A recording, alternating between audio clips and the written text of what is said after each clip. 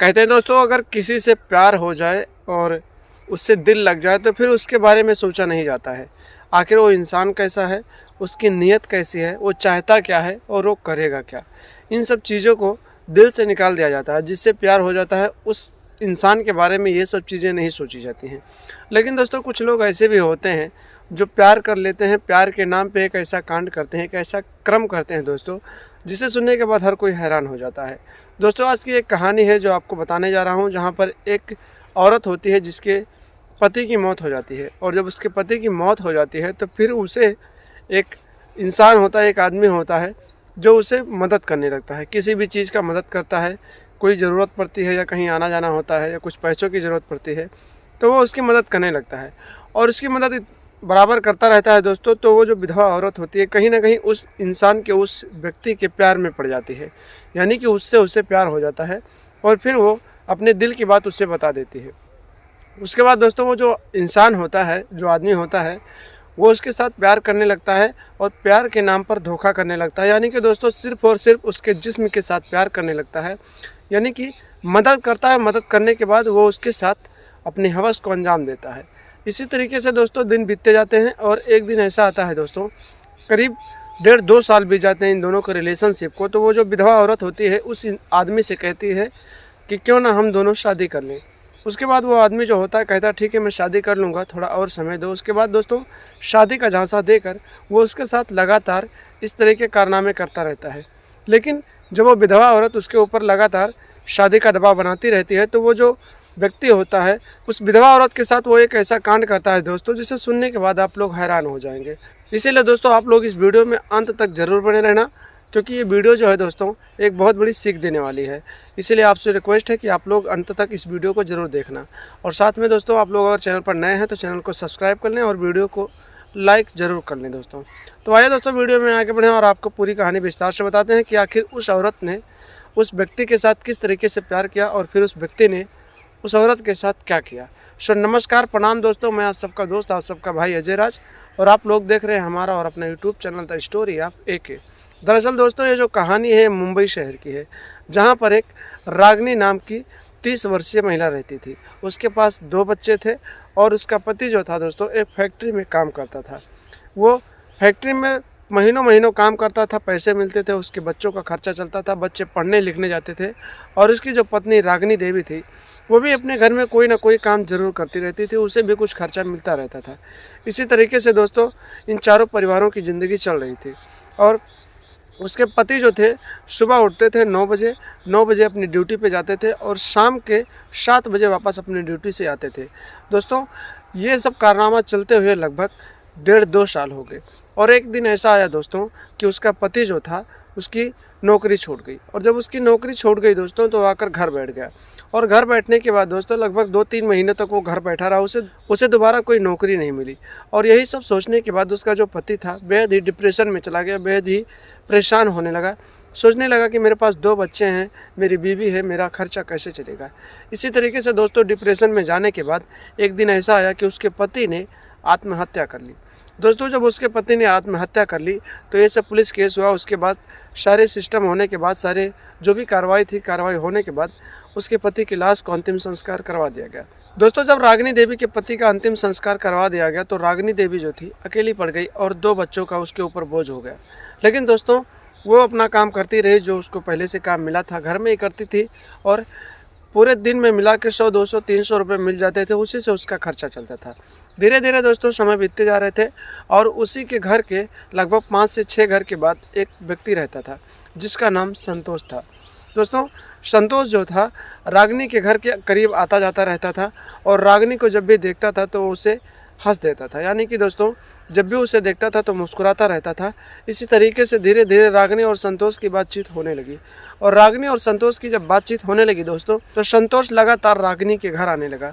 और रागनी के घर आने लगा दोस्तों तो उसकी परेशानियों को देखकर संतोष भी अंदर ही अंदर सोचने लगा कि इसकी कुछ मदद की जाए।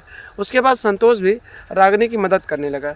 दोस्तों जब उसे पैसे के काम होते थे या कोई ज़रूरत पड़ती थी या कोई मदद और होती थी तो संतोष उसकी मदद करता रहता था।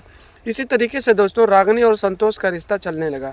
दोनों एक दूसरे के साथ बैठकर 1.5-2 घंटे बातचीत करते थे, पूरी पूरी रात संतोष उसी के घर बैठा रहता था, क्योंकि संतोष की शादी नहीं हुई थी, तो उसे कोई रोकने वाला नहीं था, कोई पूछने वाला नहीं था कि तुम कहाँ जा रहे हो, क्या करने जा रहे हो। दोस्तों एक फैक्ट्री में काम करता था संतोष, और जो भी सैलरी मिलती थी उसमें से कुछ अपना खर्चा रख लेता था, बाकी सारे पैसे रागिनी को दे देता था। इसी तरीके से दिन बीतते जा रहे थे दोस्तों, और एक दिन संतोष रागिनी के पास बैठा हुआ था, और फिर रागिनी से उसने कहा कि मुझे तुमसे कुछ बातचीत करनी है। रागिनी ने कहा ठीक है, आप बताइए क्या बातचीत करनी है। उसके बाद संतोष जो होता है रागिनी को अपने साथ उसके कमरे में ले जाता है, और फिर दोस्तों वहाँ पर ले जाने के बाद उसे टच करने लगता है। जब उसे टच करने लगता है तो रागिनी इसका विरोध करती है, तो संतोष कहता है कि देखो मैं तुमसे प्यार करता हूँ, और इसके बाद इतने दिनों से हम तुम्हारे साथ रहते हैं, तो क्या तुम मुझे नहीं समझ पाई हो कि मैं कैसा इंसान हूँ। फिर रागिनी जो होती है एक दिलासे में आ जाती है और सोचती है कि ये मेरा इतना मदद किया है, और चलो ठीक है, अगर ये कहता है कि ये मुझसे प्यार करता है तो ठीक है, मैं भी इनसे प्यार कर लूँगी। उसके बाद रागिनी जो होती है कहती ठीक है, तुम मुझसे प्यार करते हो तो ठीक है, लेकिन ऐसे प्यार नहीं चलेगा, आपको प्यार करना है तो आपको लगातार हमारे ही साथ रहना पड़ेगा। उसके बाद संतोष भी वहाँ पर मान जाता है, और फिर किसी तरीके से रागिनी को मना लेता है, और फिर रागिनी को टच करने के बाद, उसके बदन के सारे कपड़े उतारने के बाद उसके साथ दोस्तों अपना सब कुछ कर लेता है जो होना चाहिए था। आप लोग समझ सकते हैं।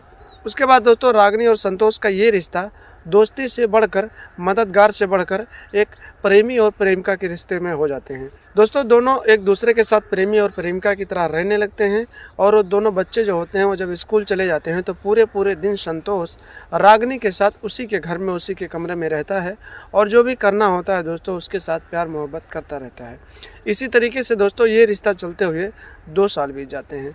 दोस्तों जब ये रिश्ता 2 साल बीत जाते हैं तो उसी बीच में रागिनी संतोष से कहती है कि आखिर हम दोनों एक साथ रहते हैं, लोगों को इसके बारे में जानकारी भी हो चुकी है, तो क्यों ना हम दोनों शादी कर लें। संतोष जब इतनी बात सुनता है तो चौंक जाता है, और मन ही मन सोचता है दोस्तों कि इसके पास 2 बच्चे हैं और ये विधवा है, और मेरी तो अभी शादी नहीं हुई, मैं इससे शादी कर लूँगा तो फिर लोग मुझ पर हंसेंगे।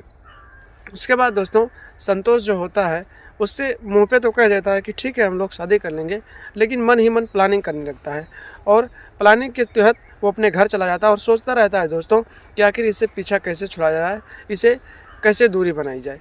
उसके बाद दोस्तों धीरे धीरे संतोष उससे दूरी बनाने लगता है, और करीब 1 हफ्ते तक उससे बातचीत नहीं करता है, उसके घर नहीं जाता है। लेकिन दोस्तों जब रागिनी उससे फ़ोन करती है तो वो कहता है कि मेरी तबीयत ख़राब है। उसके बाद दोस्तों रागिनी को उससे बहुत ज़्यादा प्यार होता है, तो रागिनी जो होती है उसे देखने के लिए उसके घर जाने लगती है। लेकिन दोस्तों रागिनी को नहीं पता था कि आज वो अपने प्रेमी से, संतोष से मिलने जा रही है, उसे देखने जा रही है, लेकिन वापस नहीं आएगी। दोस्तों संतोष जो था उस दिन रागिनी को इस दुनिया से विदा करने के बारे में सोच रहा था, यानी कि एक ऐसी प्लानिंग करके रखा था दोस्तों कि वो रागिनी को अपने रास्ते से हमेशा के लिए निकाल देगा। उसके बाद दोस्तों रागिनी उसके घर जाती है, और संतोष जो होता है अपनी चारपाई पे लेटा हुआ होता है। उसके बाद उससे बातचीत करती है, और उसके बाद दोस्तों संतोष जो होता है उसे अपने बाथरूम में ले जाता है, और उसके साथ फिर से अपना जो भी दोस्तों प्यार मोहब्बत करना होता है करता है। और उसके बाद दोस्तों उसी बाथरूम में एक धारदार हथियार पहले से छुपा के रखता है, और उसके बाद दोस्तों उसी धारदार हथियार से संबंध बनाने के बाद, प्यार करने के बाद, उसी धारदार हथियार से रागिनी का गला रेत देता है और उसे मौत के घाट उतार देता है, और दोस्तों उसकी लाश को वहीं पर छोड़ देता है। उसके बाद शाम होती है और उसकी लाश को ले जाकर उसके कमरे में लेटा के चला आता है। सुबह होते हैं दोस्तों उसके बच्चे रोते बिलखते हैं, तो आसपास के लोग भी वहाँ पहुँच जाते हैं। आसपास के लोग जब वहाँ पहुँच जाते हैं दोस्तों, तो फिर उसके बच्चों से पूछा जाता है कि आखिर ऐसे कैसे हुआ। फिर उसके बच्चे जो होते हैं बता देते हैं कि मेरी मम्मी संतोष अंकल से मिलने गई थी, और उसके बाद से आई नहीं, और फिर उसकी लाश यहाँ पर है। उसके बाद दोस्तों पुलिस को सूचना मिलती है, पुलिस मौके पर आती है, और पुलिस संतोष की तलाश करने लगती है। संतोष की तलाश जब पुलिस करती है तो संतोष नहीं मिलता है, यानी कि संतोष उसकी हत्या करने के बाद रातों रात फरार हो जाता है।